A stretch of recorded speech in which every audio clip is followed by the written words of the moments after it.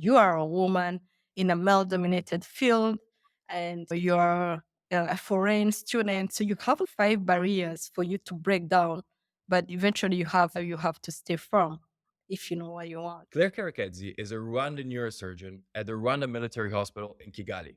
As the very first female neurosurgeon in Rwanda and one of 8 neurosurgeons currently serving a population of 13 million, Karekezi serves as an advocate of women in neurosurgery.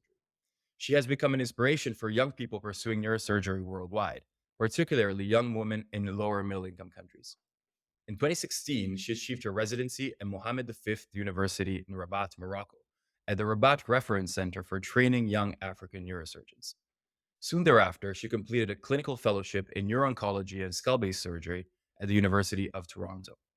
After completing her fellowship, she made the decision to return to Rwanda, where she currently serves as a consultant neurosurgeon at Rwanda Military Hospital in Kigali. Her story exemplifies the effort that the Mission Brain Foundation is employing to bridge the gap that exists in healthcare and neurosurgery in lower middle income countries. Dr. Karekezi, it's a pleasure to have you with us on the show.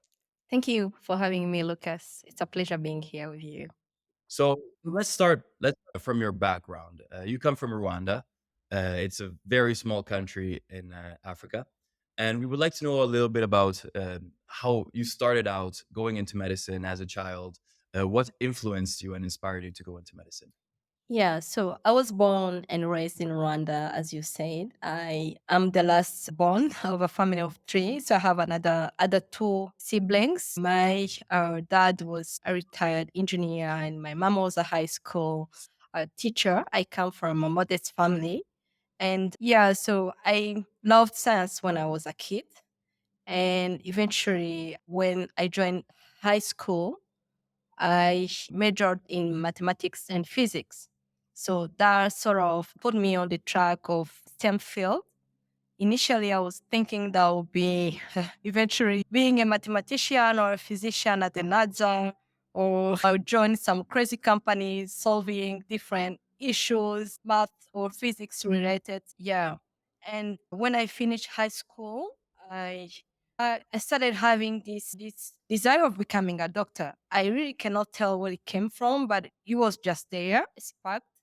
And since I had nice grade to join medical school, so I entered medical school at the University of Rwanda, located in Butare. Butare is the second city in Rwanda, and it's about 2 hours from Kigali. So that's where the main campus was for the University of Rwanda. So I started there in 2002 and studied general medicine. Eventually completed my medical school in 2009. Yeah.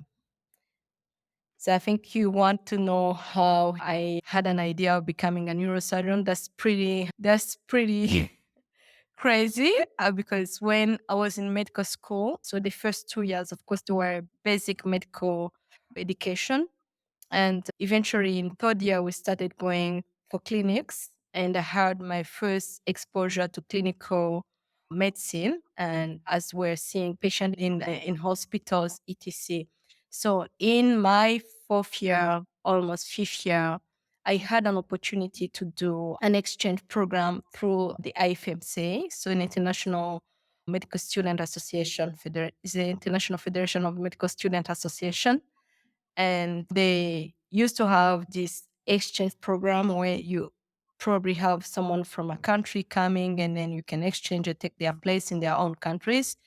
So initially, I wanted the exchange program because I never been to Europe, and I thought that would be like a nice trip to Europe and see how what Europe looks like. And I chose to be in a department of radiology initially. I was like, I will go for something easy that was not going to take me my time, and I will be going for a tour in Europe. So when I requested my period of rotation, I never made attention that I was actually applying in July, and that's the traditional summer period. So most people will close the departments, especially in Europe, because it's so hot. And you have departments like neurosurgery, ER that is still running because you never really stop neurosurgeries from working. And when I entered neurosurgery, I understood why. And they said, no, you cannot have radiology right now, but we have neurosurgery that's ready for you. And guess what? I never really had an exposure to neurosurgery because that time, that was 2007, and we barely had one Rwandan neurosurgeon who just came back from training. So we had no established neurosurgery, and I had really never seen a CT scan or any neurosurgical patient. Like for them telling me that you're coming to neurosurgery, that was a bit weird. I said, okay, I'll come to neurosurgery as long as I'm going to Europe. So I traveled to Sweden. I arrived there. I don't speak Swedish. Clinical medicine is mostly done in their language. And the professor who accepted me was also on holidays. And when I was there, I would say that honestly, like the first week, I was lost around, going around, not knowing what to do, just following the clouds, not even understanding what they're talking about. And the second week, this professor came back. He's the one I've been exchanging emails with. So when he comes, he's, oh, you're Claire, you're the student from Rwanda, you're the one who requested to be with us during this summer period. Then he was like, where have you been? What have you done? Hey, what have you seen? Have you been at the theaters? Have you been in ICU? Like he's asking me all those questions. I'm like, I've been going around. I don't know. I've been following the others. You have to come with me. I have interesting cases. So he's the really the first one who took me down. So we went to the theaters, and interestingly, most of his residents were away. So, most of the residents were on holidays as well. So I had the privilege, imagine the chair of the department is scribing in just with Dr. Hugh, just me and him, and I'm a medical student. And he said, oh, they should let you in. So I scrubbed in, and he was showing me the brain, amazing stuff. And from that moment, that was 2007, I was really hooked.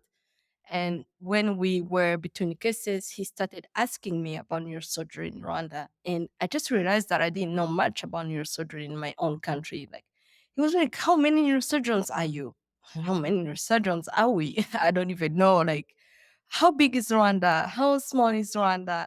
Oh, what's the population? So he really he got me thinking, and I went back on Google. I was digging about my own country, and I was trying to like, do we even have a neurosurgeon? I didn't know. And I was digging about medicine in Rwanda. So I came back to him, but I don't recall to have seen any neurosurgeon in Rwanda, but we're this big, we have this population. Really? And we kept chatting, and he kept showing me cases. And I remember that time he told me, Claire, I've probably done some of the most complex cases with you. You won't believe it, but I don't do this every time I'm operating. I remember one day we're doing a case. He's like, this, the dura looks tense. I said, I don't even know what the dura is. Like, what's the dura? So he takes my finger, and I'm touching the brain, and the dura is like, can you feel it? It looks hard. And from that moment, when I went back to Rwanda, I said, I'm going to be a neurosurgeon. And he told me something that I never forgot. I see this light in your eyes. I see that you can, now I know when I see a student that can eventually make a good neurosurgeon, you see them, you see that thing that they have that you cannot describe. But he saw that in me. He said, I feel like I can become one. I will help you. Please email me, whatever can help you in. And I will eventually be happy to recommend you anywhere. So I went back to Rwanda 2007, 2008. I started reading a lot about neurosurgery, what's neurosurgery, brain anatomy, and I was educating myself. I'm a fifth year medical student without exposure to neurosurgery, just educating myself about neurosurgery. And I got another exposure that really made me decide to, like, this is really what I want to do. I had a second exposure. That time I went to UK. It was an elective program. And that time when they asked me, what department do you want to be in? I said, oh, sure, I want to be in neurosurgery. So I went in neurosurgery, and even there I was more challenged because they were asking me anatomy questions. And I went back to the library, and I was reading more about the brain, and I started digging. I remember they had a case of subarachnoid hemorrhage. And the resident was telling me, so we grade subarachnoid hemorrhage. There is a WFNS. He said WFNS grading. So when he said WFNS, I wrote in my book WFNS. What's WFNS? He said, World Federation of This, you neurosurgical societies, you should look for this. So I went to Google, put WFNS. I see that there is a World Federation of Neurosurgeon. So I entered and I saw like training centers, blah, blah, blah. And I went to the training center. I started seeing what's there for Africa. Is there anything for Africa? Because I had been asking around, is there any training for Africa? No one knew if there was a training for neurosurgeons for Africa. So I saw that Rabat, actually, one of the professors in Rabat, convinced the people at the WFNS that, you know what, neurosurgery is a concern in Africa, that we should have trainees from different countries of Africa coming to a certain place where neurosurgery is developed and get trained so they can go back and teach their own students back in their countries. So I saw his name and his email. That's how I started emailing him. But that process took about almost 2 years and a half. But that was 2009, my second exposure. And I only entered neurosurgery in 2011 in the middle. So that's how I got into neurosurgery. And of course, I had to relocate from Rwanda to Morocco. And that's another long story. But if you want, we can talk about it. Yeah, but that's basically how I entered Yeah, neurosurgery. I wanna talk about it. That's really interesting. Yes, it Yeah, is. I would really like to talk about there's a couple of things. You took out a couple of things that I wanted to talk about anyway. First of all is when you first understood that you wanted to become a neurosurgeon, right? You saw the surgeries, you were hooked. Yes, You went back home and nobody was doing what you were doing. exactly. And that must be a very weird feeling Yeah, to not have a reference point, yeah. somebody that comes from your background and has your same experience that went through what you Mhm. went. It must be very difficult Yeah, to make it is a choice. difficult because that's why when you finish, they call you a pioneer. You become a pioneer despite yourself. Like you're there, you're the first, and there's nothing you can do about it. So when I went back, I tried to learn if there was someone. And I remember when I was an intern, we used to see a patient coming in. They would say, "Oh, this one just had an accident. You clearly see that this patient has a head injury." But that time, Rwanda barely had one CT scan for an entire country, and not everyone could undergo a CT scan. And those ones who were deep in coma, sometimes they would just die. I remember we were used to see patients coming in, going to ICU. No one knows really what they have, and then they die. And you have no reference, you have nothing to look up to in your own country. But I was determined to become a neurosurgeon. Wow. That's really interesting. So let's say in 2008, right, there was maybe one neurosurgeon in the country. If somebody fell off a motorcycle and had to get even a decompression for a brain trauma, he just died? That Or was were there really some general difficult. surgeons that We've had some basic know-how? yeah, so we've had neurosurgeons from South Africa coming to visit, from Cuba, but again, there was no clear imaging at that time. They will probably either operate on open skull fractures, things that are more visible, or even if someone has hemiplegia and it looks like maybe a chronic Mhm. subdural, they would rather maybe do a Bahor, see if there's something that comes out. The first neurosurgeon in Rwanda, he really did an incredible job because he started in a hospital. That hospital wasn't the one that had a CT scan. So basically, he used to follow patients when they were going to have their CAT scan. So he looked at the CAT scan. He was among the few people who could read the CAT scan. And he see that this one has an epidural, this one has a subdural. And he would come back and start doing the operation. So I remember when we were students, they used to say, "Oh, he You would was go to spending another hospital? an entire night operating," and not everyone understood what he was doing. And of course, Rwanda is small, but not that small. There are places where to get to the capital city will take maybe 4 hours or 5 hours. Probably, I believe that those people, the ones who had accident, probably they died before they even reached to him because he was the only one doing that. Yeah. Mm. Wow, that's crazy. Yeah, it is. So let's go back to the moment where, notwithstanding the lack of reference points or role models that you had, Mhm. you finally found the way Yes. to get into Mhm. neurosurgery residency. You found the WFNS center in Rabat. How was moving from Rwanda to Morocco? They must be two completely different countries, Yeah. two completely different culture. Yeah. How was relocating? What were That the was struggles crazy. that The you went through? process itself was crazy because when I started emailing that professor, he said something I remember. Oh, so the WFNS allocated if a few money as a scholarship to 2 or 3 trainees each year. So when I was emailing him nonstop, he didn't. First of all, he did not respond to me. You know what I did? So I went back to the website and I saw that there was a board with the president, secretary, and everyone. I took all those emails and I started copying everyone. So that's how I did it. So I obliged him to respond to me.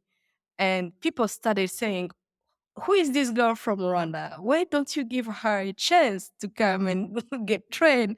Oh, do you need more funds? We feel like she wants it, and maybe we can see if we can fund her.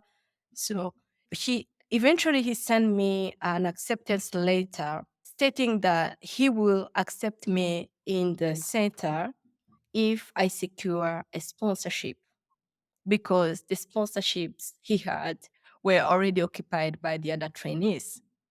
So I went back, I wrote a letter to the Ministry of Health requesting to be funded.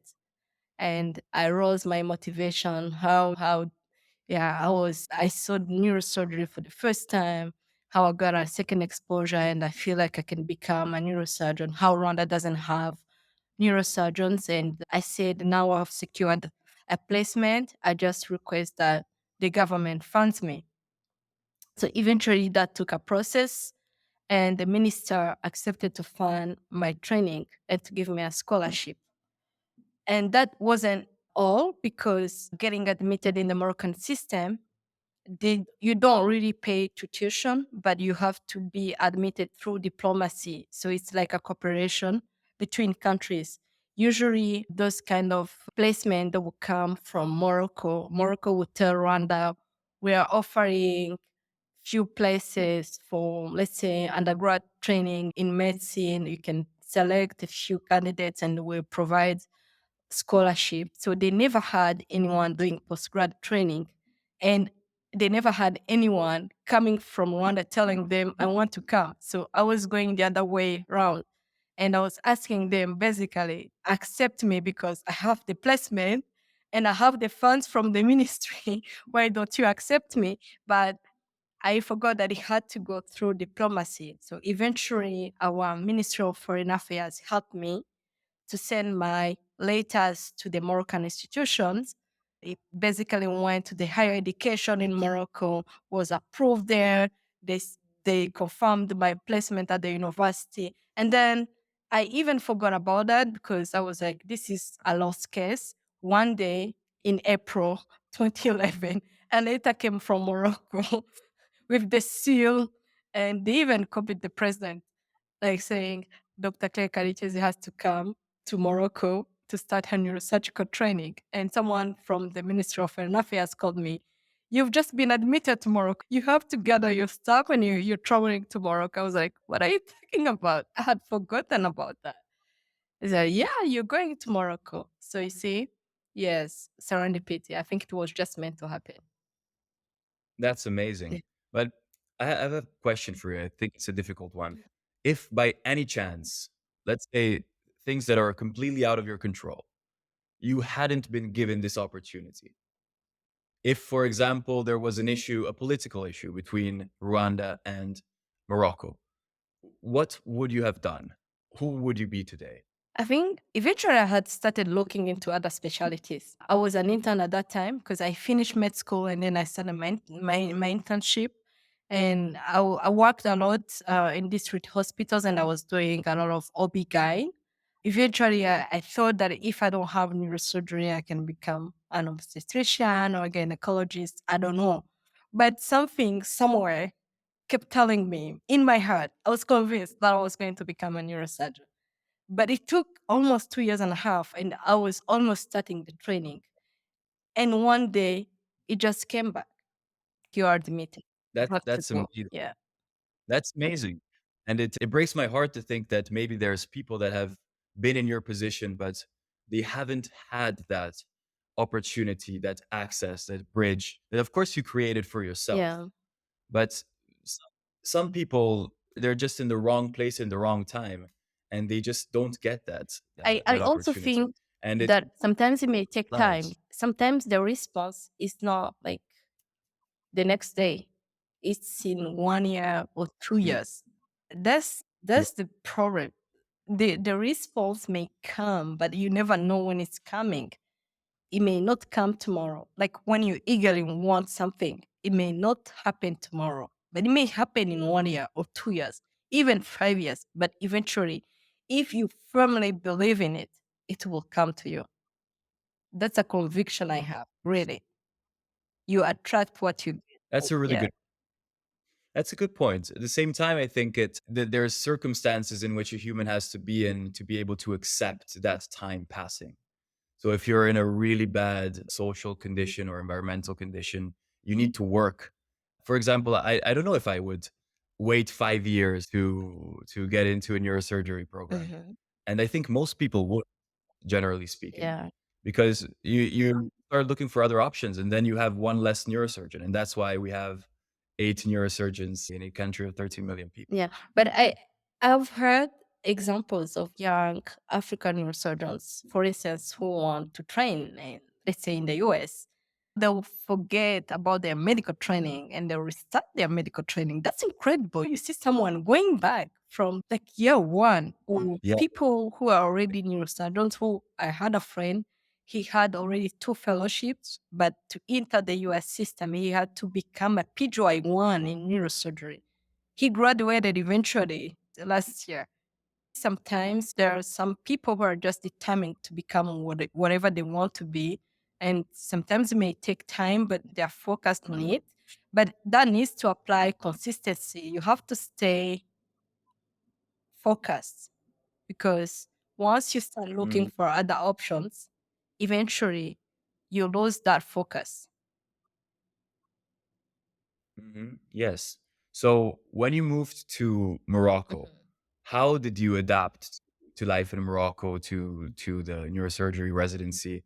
Was it very natural for you, or did you encounter some pitfalls and It roadblocks? wasn't. First of all, moving to Morocco was like a bit of shock for me, like coming from Rwanda, going to Morocco for the first time. I don't speak Arabic. I never been to any hospital in Morocco, and I never had an exposure to neurosurgery. And I'm just studying in a department where professors or teachers never really met me when I was a medical student. You see now that I'm teaching, sometimes like that medical student is good. He's going to go far. And sometimes some medical student will talk to you. They say, I want to become a neurosurgeon. And you know how good they are in classes and etc. So those professors, except reading maybe my CV and looking at my grade, they had to trust that, but they never really saw me. So that was very difficult. Whatever is at point zero, it's like going back, and everything becomes at point zero, where you have to start on trust, on whatever placement you have to deserve it. You have to show like, I know I'm willing to learn. I can learn. You can teach me. I will try to run whatever you give me. I will try to take whatever you give me. That eventually can take time, and it can be depressing the first time you get there, like maybe the first few months. What was good with Morocco is I found another group of different sub-Saharan African trainees who were already there before me. So they used to help other young trainees coming into the program. So they will like guide you, show you how to go around, help you in the calls. Because when you're taking the call at the first day, it's crazy, everything going crazy. You never seen a CT scan, you don't even know what's happening. So eventually, those senior neurosurgical residents from other African countries who really became even like lifetime friends, they helped me into getting and get adjusted to the system. And as you work, and the professors, they see how serious you are, how good you are, how knowledgeable you are, how easy you're learning, and you are earning you're earning that trust every day. And then you start trusting yourself, you start learning things. The good thing is you're all PGY1 is anyways, you're going to learn. You're all at point zero. But the others sometimes they have that previous exposure, maybe, and they have the opportunity of speaking the language. So you, as a young trainee from a different country, you have 5 barriers for you not to succeed, right? You are in a program, no one knows you, no one met you. You have the cultural barrier, you have the language barrier. You are a woman in a male dominated field, and you're a foreign student. So you have 5 barriers for you to break down. But eventually you have to stay firm if you know what you want. How many languages do you speak today? So, I'm curious. oh my God. So I speak in Rwanda. That's natural. That's my natural language. Exactly. That's Yes. I would say okay. between English and French, maybe I'm more fluent in French than English, but I'm fluent in You both. speak Swahili? I speak a little bit of Swahili, nice Swahili to go Mhm. around, but I also learn more kind Arabic. But the Arabic in the hospital, to speak in the hospital, ask patient, what's your name? Where do you come from? How old are you? Raise your hand, squeeze my fingers. I can basically do a neurological examination in Arabic, more kind Arabic. It's interesting because Moroccan Arabic is so different Yeah. from the Arabic you learn in Yeah, textbooks. maybe because I Learned did it all not in the learn the field. classic Arabic and I was learning the Moroccan Arabic. Initially, I wanted to learn the Arabic, but I just figured out that it's a dialect, so it would not be interesting to learn it because if I get out, I will not use it anyway. I Yeah, just learned it's what was useless if going you to be do it useful for in any. me. Yeah, that's interesting. Yeah, Let's talk about the other trainees. This place in Rabat must be a very interesting place to it's be with all these people from sub-Saharan Africa, all these trainees coming together.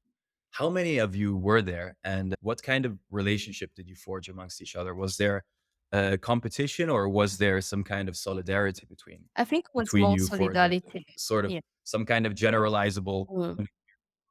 Somehow, I don't know, it's like a natural process coming from sub-Saharan African, and it's not saying that they're more white in skin wise than we are dark, right? There's that color of the skin that is distinct between you. But I tend not to take it because if you feel like people are going to be racist to you, blah, blah, blah, and then it's going to happen and you're not going to adjust. For me, I'm open to any culture and I have very good Moroccan friends and I really integrated well. But I feel like the brothers from other African countries were there for me, especially when I started as a young trainee from a country. And most of them, some of them had done their medical school in Morocco. Most countries from West Africa, like people from Togo, Benin, even Senegal, they go for medical school in Morocco and they will stay and eventually do neurosurgery. So those ones, they knew the system more than you know the system.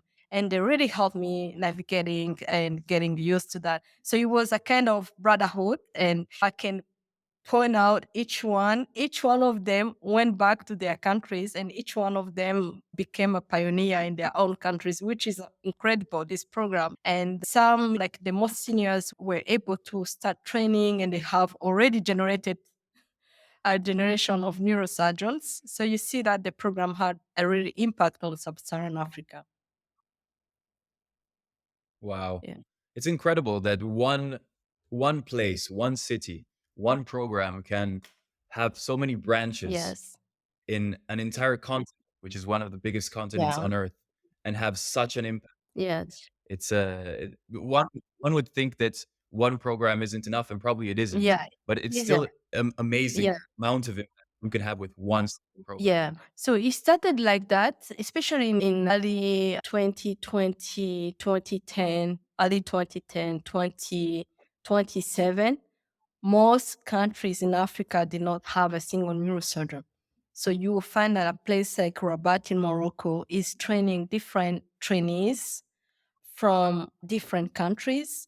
And eventually, Dakar, Senegal started training as well, different trainees from neighboring countries. And there was a training in Kenya, training in Ivory Coast. And now I think we wrote different papers about that education in neurosurgery in Africa.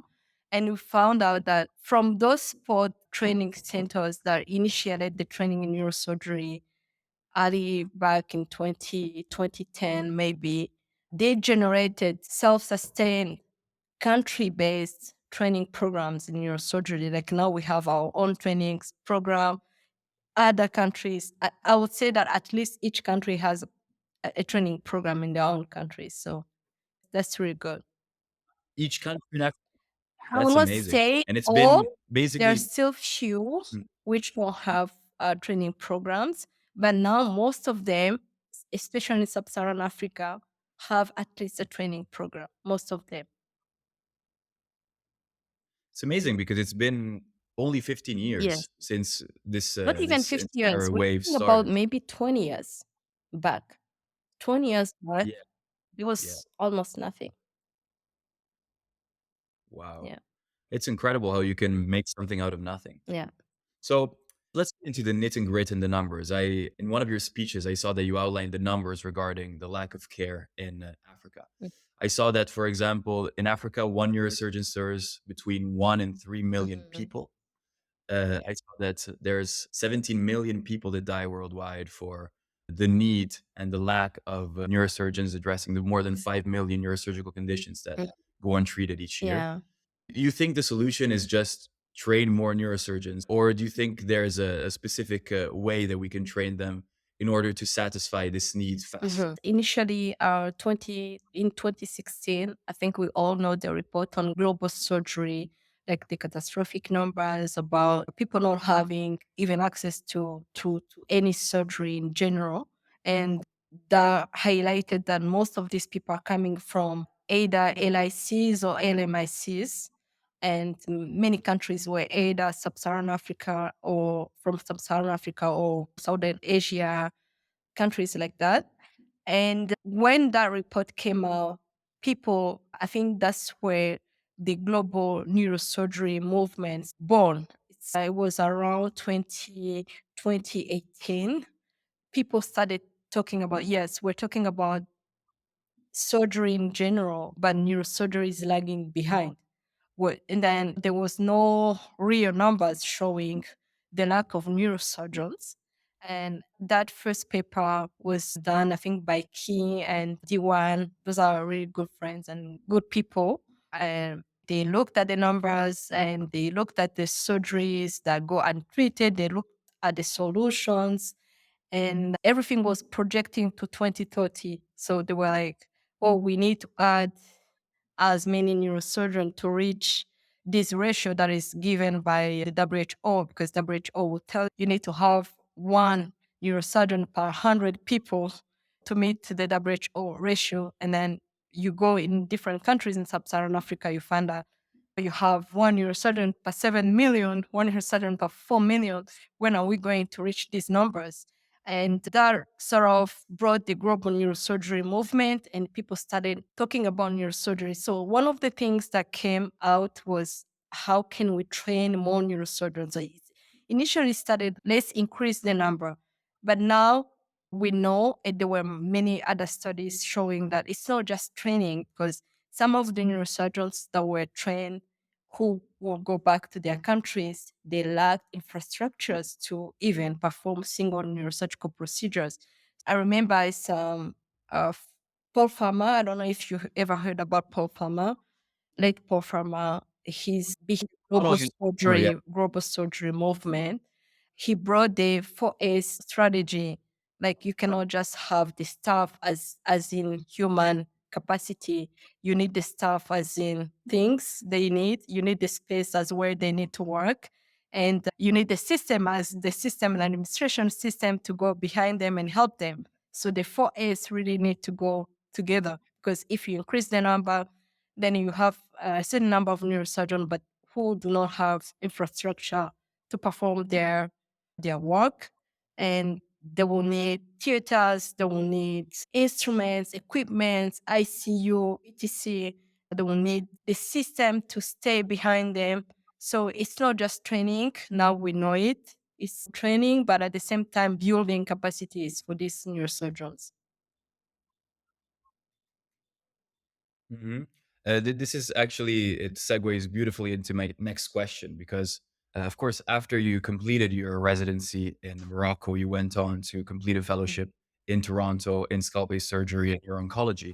And my question is, how does your, of course, excellent training in Canada, in the US, in very high resource hospitals, high resource environments, Mhm. translate to a lower resource environment in which maybe you don't have all the tools at your disposal? So when I came back to Rwanda in 2019, it was a bit challenging because I joined my colleagues. They were initially doing neurosurgery in two main hospitals in Kigali, and I was given the mission to start the sort of the care in the other hospital. So that's the military hospital.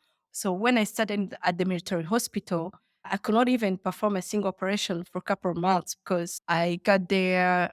So they said, you tell us what you need, identify what sort of equipment a neurosurgeon needs. I was like, I went to school. I didn't go to learn equipment of about neurosurgery. How do you want me to figure out?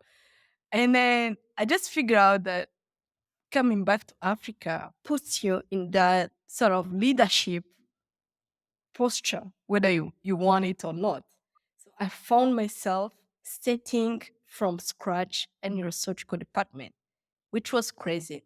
So I went back and I did an Excel sheet of whatever is needed to build a neurosurgical department. I said, if I need a microscope, an endoscope, cranial set, spinal set. And then because they have to order the set, you have to know whatever that is in. Alice, I don't know, tooth pickup, 5 millimeter, without tooth, with tooth. I did not learn all that, but I had to go and learn what's a basic cranial set has inside. What's a spinal set has inside. Uh, what are the specification of our Mayfield so we can order one. So I came up with this listing of whatever equipment I needed. And eventually, whoever wanted to visit me, I remember one of my former professors from Toronto came like for a mission, and some of the nurses they came to support me. And he was asking me, Claire, what can I bring you? I said, bring a drill. I was just joking. He said, that's the drill you want. I said, I want a drill. He came with a drill. So eventually, I was doing my first cases with very little stuff. I just figured out that we're being trained with sometimes luxury. Sorry to say that. And maybe I don't need the neural navigation right now. And I was accurate on the calculation of my lesion. Where is the lesion? And I would just put 4 bar holes. I use a jigsaw. And I did most of my craniotomies with the jigsaw. And I removed like crazy tumors, and I started doing my patients. So I started having many patients coming to me, and the departments was starting and running. But of course, something I think every time you change an environment and you go to a new place, it's always challenging. Like when I went to Morocco, no one knew me, no one knew how I performed in class. It was like a trial period. Even coming back to my own country after being almost 8 years of absent, it was, and I come back with a degree and no one knows really what I do. So it's okay, show us what you can do. But even that thing that you can prove them that you know how to do it, maybe sometimes you don't have enough equipment to do it. So it's a bit challenging. So you have to accept the challenge, you say, I will try to do it with whatever means I have. And if eventually the system supports you, and as years passed and I was doing many cases, initially I worked there almost 2 years alone. I would take calls every day. I'll be like in the hospital most of the time, spend the nights in the in theater operating on epidurals and subdurals.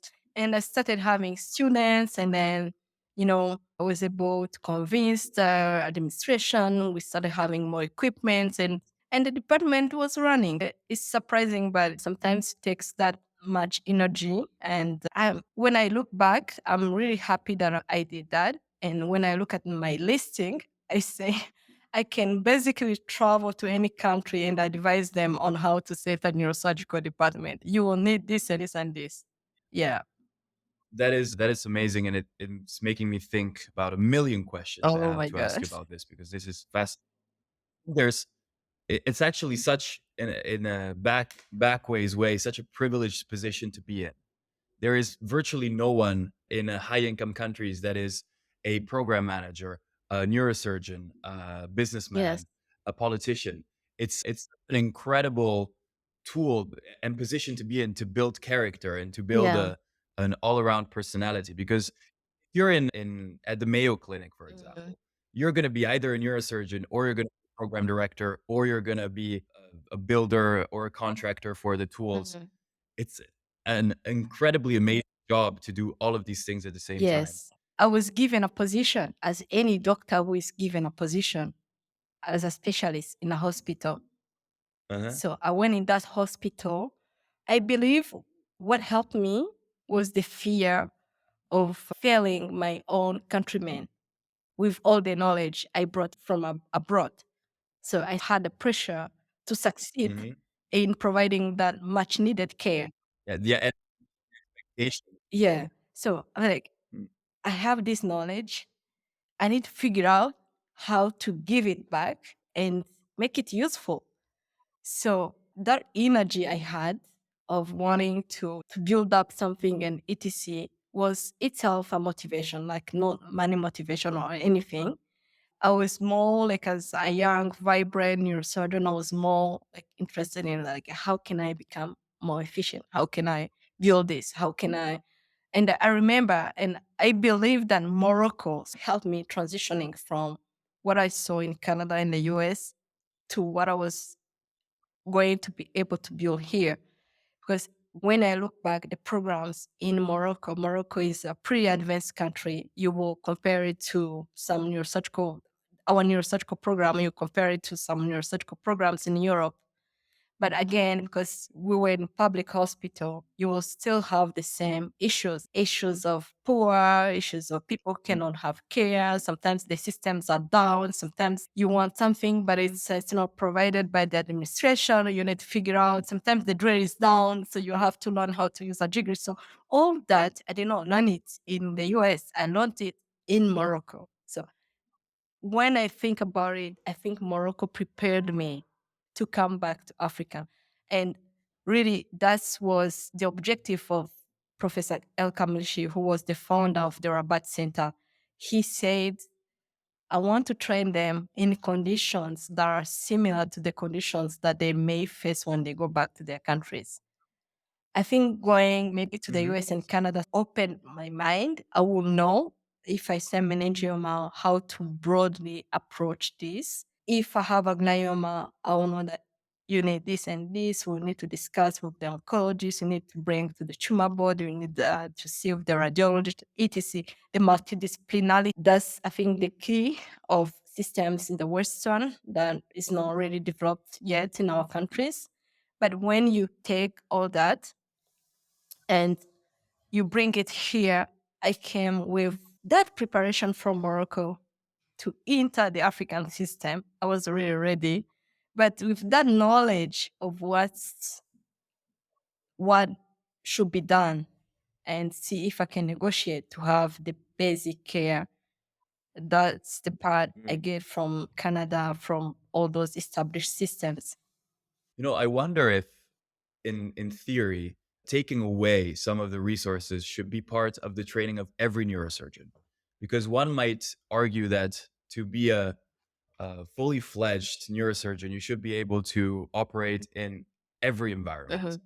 So maybe even a neurosurgeon that trains to be a neurosurgeon in the US could sometimes practice, do an exercise in efficiency, let's say, to become a more complete I think to become a more complete neurosurgeon, you have to see all challenges, including the challenges from LMICs and other under-resourced countries, because sometimes you'll be surprised of cases we do. I remember if I bring this to Toronto, maybe it will be done by the most senior neurosurgeon or whatever.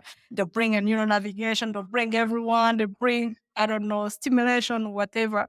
And you are here able to do it in your very limited resources and you do it well. And at the end, patient goes home. So one matters.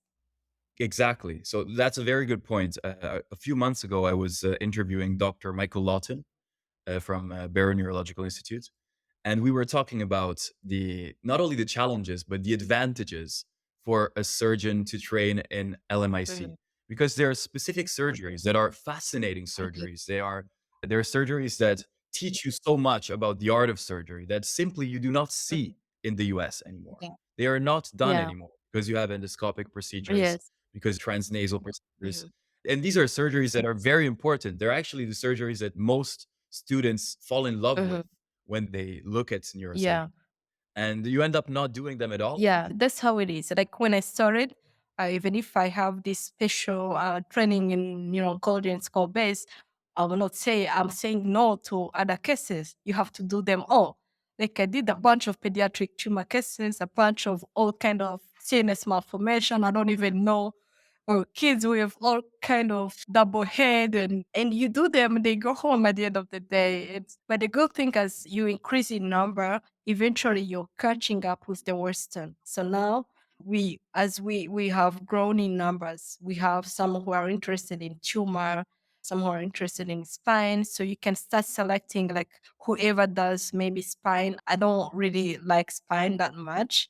And I do easy spine. If I have complex spine, I'll always send to my colleagues because not because I cannot do them, but because I think now I started selecting my tumor cases so I can keep building my oncology practice because it's a repetition. You have to add on patient and eventually become good in what you do. It's not just one random patient of tumor and one random patient of spine, one random patient of this that makes you an expert in that. So you need repetition, you need to learn, you need to do cases, complex Volume. cases, a high volume, high complications. You learn from that and you know how to do them. Yeah. So, what is the state of your program today? How many neurosurgeons? How many trainees? How many CT scans? How Oh, many yeah, drills? I'm very yeah, interested it in has seeing improved more a details. lot. I think we have more. So Rwanda has now 13 million people population. As you saw, we are 8 neurosurgeons in practice. We practice now in almost 4 hospitals, which is incredible. And we Amazing. have more than 10 trainees now. We have two training program. One is the national training program in neurosurgery, and the second is the East Africa, East Central and Southern Africa. It's called COSEXA program in surgery, and they have some neurosurgical intake and we have some trainees who are in that program. So sometimes they can come from other countries, and sometimes you may have your own trainees from Rwanda who are joining Mhm. through that collegio, regional collegio program. So that's another way. Oh, that's nice. So, you Yes, basically become like a yes, reference point, a bit like Rabat was for you, yes, for, I don't yes, know, maybe yes. the Congo and Yes, now we have Uganda. what's called COSEXA. COSEXA is the College of Surgeons of East, Central, and Southern Africa. So all those countries, when they train their surgeons, they can be general surgeons, orthopedic surgeons, neurosurgeons. They usually undergo a COSEXA examination and they become like fellow of the college. So they are recognized in that region. And the COSEXA region has different training programs depending on the countries and the establishment in different countries. For us, for neurosurgical trainees, we have two entries, either the National University of Rwanda entry point or the COSIEXA entry point, which also brings trainees on board. So things have improved. Well, congratulations. So my question is, if you get your degree in Rwanda, can you practice in Uganda, in the Congo? You can practice in Tanzania, Mhm. Yeah, or can you only practice I'm in happy to Rwanda? How does respond it to work? Is that. there some kind of I'm very happy to respond to that because apart from being a neurosurgeon, I'm also a health regulator in my own country as I work with the Rwanda Medical and Dental Council. So that's the regulatory body for health professionals, especially doctors. So I know how the regulation is done. So if you graduate from Rwanda, let's say you need a license to practice in Kenya or Uganda, we have what we call EXA. So EXA is going to be East, Central, and Southern countries around us. We have a group Mhm. of regulators. So with that group of regulators, we started setting guidelines. So we have, for instance, guidelines for medical training, and we have guidelines for internship. So recently we just had guidelines for postgraduate, but the one for postgraduate, we haven't validated it yet. But I can tell you, for instance, for medical training, that one, we validated it and we started inspecting medical schools in the countries that are in the region. Once they fulfill the items on the guidelines, we accredited them. So if someone is coming from a medical Okay. school that is accredited by the EXA region, okay, basically it means that you can register as a medical doctor in the other country that is mutually recognized. Okay. So I believe that once we do the inspection for the postgraduate training, we can start exchanging specialists.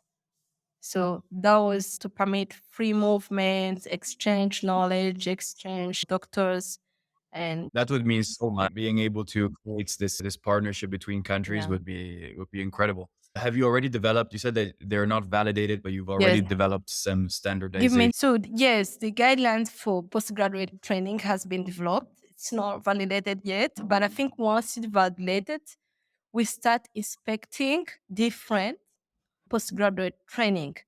We say, for instance, that postgraduate training in neurosurgery in Rwanda is recognized in the East African region. So that will mean that trainees from neurosurgery in Rwanda can move in the region. And apart from being part of the regional group, we also have an African group that is called AMCOA. So AMCOA stands for Association of Medical Councils of Colleges. Africa. It's Association of Medical Councils of Africa. Maybe one day people can easily move from countries to countries if colleges can recognize different trainees from different programs because the programs have fulfilled the guidelines. Imagine the problem is getting these countries to fulfill the guidelines Yes, because I've very been reading difficult. a It's bit, very difficult. Even reading up. for medical schools was really difficult. I was reading about Rwanda and how it's one of the economies that is growing Yes. fastest on Earth, not just in Africa. It's got like an Yeah. 8% yearly annual increase in GDP. Yeah. It's absolutely incredible. Yeah. It is. And do you think that healthcare is a big part of what's happening in It Rwanda? This absolutely incredible. yes. Yeah.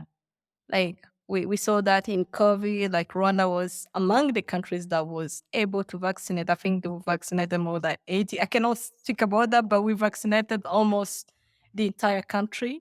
And yes, we got the vaccine. Our leadership worked so hard to get the vaccine for everyone. And not even that, the president, he understands what healthcare means and what's needed and he wants to really improve. Oh yeah. It's really incredible how different Rwanda is from neighboring countries. I was for this interview, I was on Google Earth and I was nosing around on Uganda Yeah. and Congo and Rwanda, and I noticed that on the border, where there's Lake Kivu on the border between Mhm. In Rwanda DRC? and the Congo, if I'm Mm. not mistaken. You can see the difference from the sky. Mm. Like, you can see the difference in the way that the houses are spread out. You see, for Mhm. example, on one side of the river, you have houses sprawled all over the place, and on the other side, you have neat little orders of houses, all one next to the Yeah, other, but also and you it's can a bit tell how difficult different. because Congo is one of the biggest countries in Africa. So you can Mhm. imagine that you will not have people staying together. But Rwanda is one of Yeah, the of course, they're smallest more. country and most dense country. You can basically go everywhere in 2 or 3 hours. Yeah, I think the surface area also plays a big part. So I have a last question, which is a personal question. So I found your fellowship choice quite interesting, as the mainstream wind in global neurosurgery seems to be pushing towards a TBI Mhm, and trauma mhm, fellowships, as at least there's a perception they are perceived as more pressing mhm, matters compared to brain tumors and mhm, skull-based lesions. But in a way, it feels that you're going against the grain here with your specialization. mhm. Did you encounter any skepticism in this regard, or was it something perceived as completely normal? You mean being there, being in the training, joining the training, or practicing it here? Oh, No, no, no. Afterwards, because it's for the people I've spoken with, they all say that the main issue is trauma, and everybody wants to yeah. get into Mhm, trauma. But when it comes to global neurosurgery, mhm. and it's I don't know, it's really fascinates me that you instead decided to go for brain tumors and skull-based Yeah. lesions, which Well, is a bit more yeah. unusual, it seems. I think when I was in my training in Morocco, global neurosurgery was not really a concern at that particular moment because remember, I finished Morocco in 2016. Global surgery was coming into the media, Starting out, yeah. studying, and people talking about it. By the time I really completed my training in 2018, that's when global neurosurgery became a concern. But even myself as a skull-based trainee, trained neurosurgeon, because I came back to my country and I knew that trauma was a big problem. That's why I'm an advocate of global neurosurgery. So I'm part of different groups of advancing global neurosurgery, advancing care of neurosurgery in Africa, care of neurosurgery in my own country. I think by just being here, what you face and what you see every day. But at the other hand, I don't want people to say, "Oh, in LMICs, it's only trauma." It's not only trauma because in my daily practice, I see people dying from tumors. So who is going to do those tumors? Who is going to do those complex cases? So someone has to be trained to do them. And why can't we offer a nice care, a nice what can someone have a nice training and be able to tackle those challenges? But of course, building skull-based surgery is not easy because it's not just your hands as a surgeon. You need a big team. You need a team that understands. You need a good anesthesiologist. You need good SCU. You need to have eventually a good microscope, good visibility, and you need a learning curve. As in some of the cases, sometimes I remember I used to send my cases to JP and to everyone, and like, what would you do? And then I need to do this case, and I'm alone. The good thing in the US is that you have an entire team that comes with you and you're all thinking together. But when I take one of these challenging cases, facing it alone. So I'm like, yes, I've learned how to do it, but I'm also praying God to help me to do it well and to get the team help me doing it well. So I believe that we have to learn how to do them. We have because people here do have those pathologies and they need care. It's very interesting what you said about multidisciplinary teams and how you just it's something that 20 years ago would have been absolutely impossible. You just call up people on the other side of Yeah. the world and get them to give you Yeah. a You know? consultation on a Mhm. case. It's absolutely amazing. Yeah. Anyway, I think we spoke about most things that I wanted to talk about. Okay. The last question I have for you is, if I were to ask you another question, what would it be? Is there something else you want to talk about, or do you think we've exhausted most subjects that you think our viewers would like to talk about? Okay. So maybe I think there was a question about the future of neurosurgery in Rwanda, the future of neurosurgery in Africa. Yeah. It's a little bit of just what I've just talked about. It's not just coming back to do the trauma, but how can we, first of all, sustain the programs, have enough trainees, but also build up nice, robust programs and the robust hospitals that are able to tackle even those challenging cases. So, like I would say, let's probably prevent what is preventable, like trauma. There's a lot of advocacy about helmet use, educate the population on trauma because I get sad every time I see a 20-year-old who is dying maybe from an acute subdural.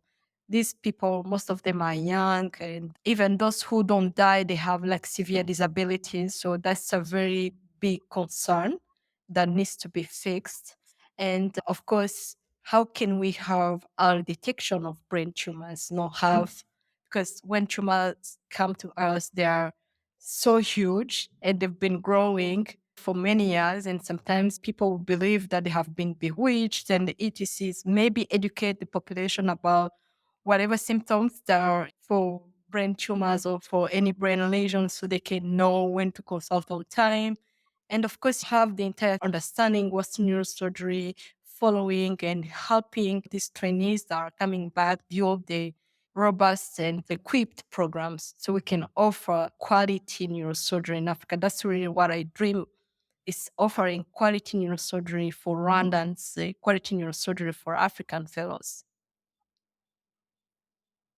Mm. And you really, I think, got a really good point in when it comes to sustainability. And I think the main thing for sustainability is political stability in the first place, because Mhm. especially in a country like Rwanda, where I read that it's universal healthcare. You need the government to be stable Yeah. in order to keep pushing money into the system and keep Of it. course, you need political stability, but you need also administration to understand that investment in healthcare is not a luxury or is not a waste of money. That is important because as you invest in those people, and you're building the future of whatever is coming because I don't see how you can dream to have a nice country when if no one is safe or no one is healthy. So I think investing in healthcare is not a waste of our resources or a waste of money. And I think that one of the papers in 2016, the Lancet paper on global surgery, demonstrated like the amount that can be that the people think that they're going to Yeah, spend versus the amount that they're going to be spending over years. Actually, the amount that is going to be spent over years is much is here, 70 million people yeah. die every Mhm. year for treatable surgical Yes, conditions, and the lost output is around $13 trillion $1 billion. per year. And the investment, I think investment Trillion. will And be like 350 billion only if you invest now. yeah, Yes. 250 billion. If you invest now, you Yeah. may think that 350 billion is a lot of money, but it's less compared to what you will lose over time if you don't invest in health. It's 100-fold Yeah. less. It's You see? incredible. Yeah. I really enjoyed it too. It was really Oh, nice thank you meeting so you much. and to know your story.